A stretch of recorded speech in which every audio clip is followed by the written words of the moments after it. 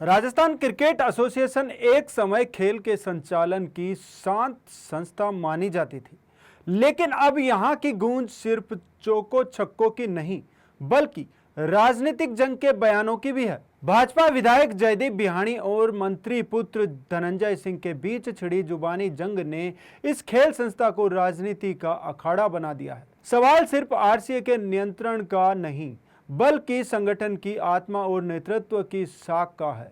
आज हम बात करेंगे उस टकराव की जिसने क्रिकेट को सियासत का कैदी बना दिया है। वंशवाद बनाम संघर्ष की जंग में फंसा आरसीए। राजस्थान क्रिकेट एसोसिएशन में उपजे ताजा विवाद ने यह स्पष्ट कर दिया है कि यह अब सिर्फ खेल संस्था का मामला नहीं है, यह राजनीति पीढ़ियों की प्रतिस्पर्धा और संगठनात्मक असहजता का खुला मंच बन चुका है।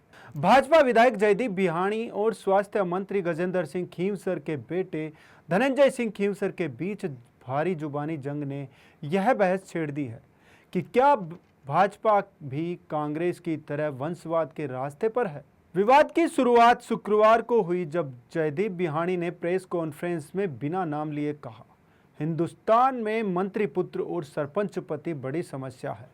बिहाणी ने कहा कि उनका बेटा एमएलए का स्टिकर नहीं लगाता, न ही किसी को फोन करता है। यह बयान साफ तौर पर धनंजय सिंह की ओर इशारा करता था। इसके बाद धनंजय सिंह ने पलटवार करते हुए कहा कि क्या किसी डॉक्टर के बेटे को डॉक्टर पुत्र कहा जाता है, फिर मंत्री पुत्र क्यों। उन्होंने खुद को जन्म से कमलधारी बताते हुए यह भी जोड़ा कि उन्होंने 2013 से भाजपा के लिए नागौर, खींवसर और जोधपुर जैसे कठिन क्षेत्रों में संगठन खड़ा किया। आरसीए का बदलता चेहरा, खेल या राजनीति। धनंजय सिंह ने आरसीए में वैभव गहलोत के प्रभाव को चुनौती दी और खुद को राजनीतिक व्यवस्था के विरोधी के रूप में प्रस्तुत किया। उन्होंने कहा, मेरे पास कोई पद नहीं था, बस संकल्प और संघर्ष था। आरसीए अब राजनीतिक दबाव, व्यक्तिगत प्रतिष्ठा और विचारधारात्मक टकराव का मंच बन चुका है। कभी कांग्रेस का गढ़ रहा आरसीए अब भाजपा के भीतर ही आंतरिक संघर्ष की गिरफ्त में है। राजनीतिक पार्टी या पारिवारिक पार्टी, यह विवाद भाजपा के भीतर संगठन से निकले नेता बनाम राजनीतिक परिवारों से आए चेहरे की बहस को जोर देने लगा है। जयदीप बिहाणी और धनंजय सिंह इस बहस के दो चेहरे हैं, एक संघर्ष की मिसाल, दूसरा तैयारी और विरासत के साथ आया हुआ युवा चेहरा। धनंजय सिंह खुद मानते हैं कि व्यक्तिगत टिप्पणियों के जरिए असल मुद्दे से ध्यान भटकाया जा रहा है। खेल को खेल ही रहने दीजिए, लेकिन आरसीए में क्रिकेट के विकास, पारदर्शिता और सुधार जैसे मुद्दे फिलहाल व्यक्तिगत कटाक्ष और सियासी द्वंद्व की भेंट चढ़ते दिख रहे हैं। अब सवाल ये है कि क्या भाजपा अब कांग्रेस की तरह ही वंशवाद के रास्ते पर बढ़ रही है।